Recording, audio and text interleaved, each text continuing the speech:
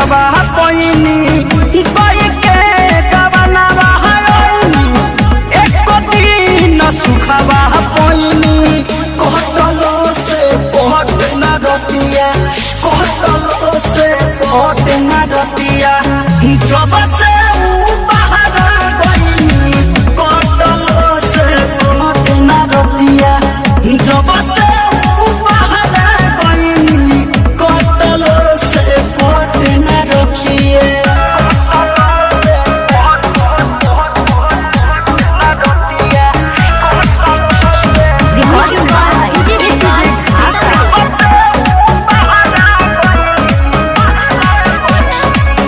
जब कदल कहलियो न माने परदेसिया बाला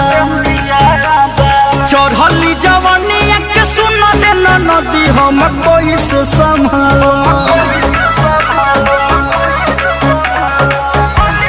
खून जब कदल कहलियो न माने परदेसिया बाला चढ़ली जवनिया के सुन दे नदी हम कोई से संभालो मन रहे सुनाए ननद उनका संग खनबो न खैनी कहतलो से कहत न रतिया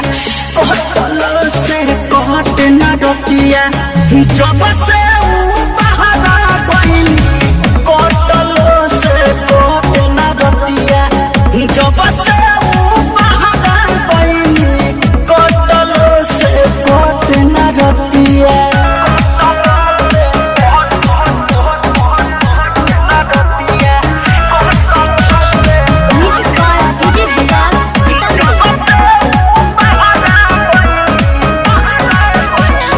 करे न कहला करे ओली देवर होई दोही चमत्कार बिरहिन के भेष के सलट कल सैया चुन के करा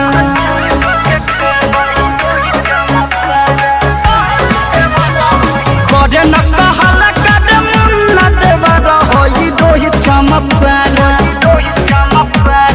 बिरहिन के भेष के सलट कल सैया चुन के करा धीरे धीरे बढ़ता दिलवा में हमारो बेचैनी कहतलो से कहत न रतिया कहतलो से कहत न रतिया जब से ऊ बाहर गईनी कहतलो से कहत न रतिया जब से ऊ बाहर गईनी कहतलो से कहत न रतिया कोई के गवना बहायनी एको दिन सुखवा पैनी कहतलो से कहत न रतिया कहतलो से कहत न रतिया जब से ऊ बाहर गईनी कहतलो से कहत न रतिया जब से ऊ बाहर गईनी कहतलो से कहत न रतिया। A to Z Dhaka।